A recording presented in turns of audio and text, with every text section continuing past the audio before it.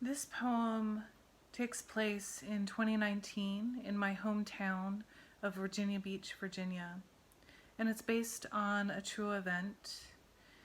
I was babysitting or just watching my 2-year-old niece and nephew at the time, who are twins, and they were just learning to speak. They were mimicking sounds in their outside environment, such as sirens and things of that nature. And I was really happy because they were learning to speak. So I was really thrilled.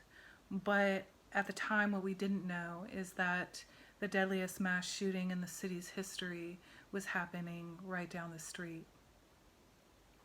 This is entitled May 31st, 2019, Virginia Beach, Virginia. And it begins with an epigraph.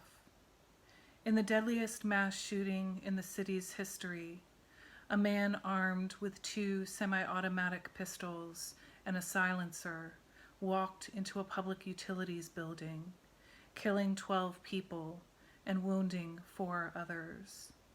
Newsweek, June 1st, 2019. There is a difference between silence and the silencer, between the stillness of a voice and the dislocated flash of an echo, the muffler, trigger, chamber, the sound of a bullet as it enters, crackling like church bells plunging into a house fire. But my 2-year-old niece and nephew do not know this yet. They are just learning to speak, the puff of their fingers rising, pointing to the swing, my eyes searching to find their words. A man's footsteps can be heard. Punctuated hum of Friday.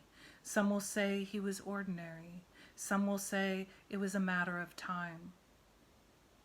They are showing me how to form words. EU, EU, says the siren, their skin smooth as pale eggs. And I am so happy I want to cry. Yes, EU, goes the siren, EU. As a woman thinks of what to make for dinner, her blonde hair cloistered at the nape of her neck, the end of a long day. Her boss barricades the door, says, "Get down." Everything freezes. There is a difference between silence and a silencer, between the curtain of a voice and the hollow of a scream being snatched away. Today is any other day. Tomorrow, any other tomorrow. We don't remember our first words, but we remember before. We remember after. Across the park, the stuttering of clouds. My niece pointing to a broken spine of sky. Pla, pla, pla, yes, plane. My nephew running, EU, EU, stumbling with one shoe toward the slide. As a father of 3 sits slumped in a stairwell 5 blocks away, his body crumbling like a wet napkin. But we do not know this yet.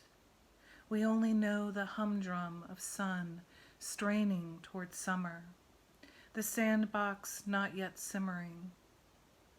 He can taste blood on his lips, an ocean spreading over his eyes. It sounds like a choir of knives or a cat scratching at a back door. He can't be sure. 1st floor, 2nd floor, 3rd.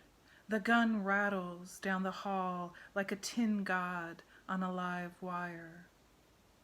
It does not matter who. The mother with blonde hair, the man in the stairwell. It does not matter why. My nephew hides behind a tree. 1, 2, 3. I close my eyes. A woman's necklace spills across her neck like candlelight.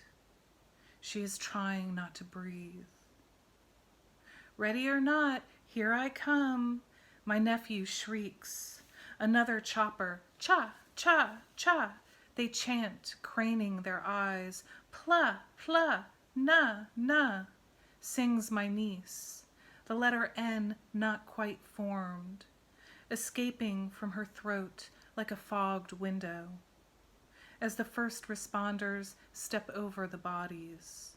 Water bills, building permits, photos of newborns. They don't bother with the ones they know are gone. It is 4 p.m., Friday. My niece sounds out each syllable.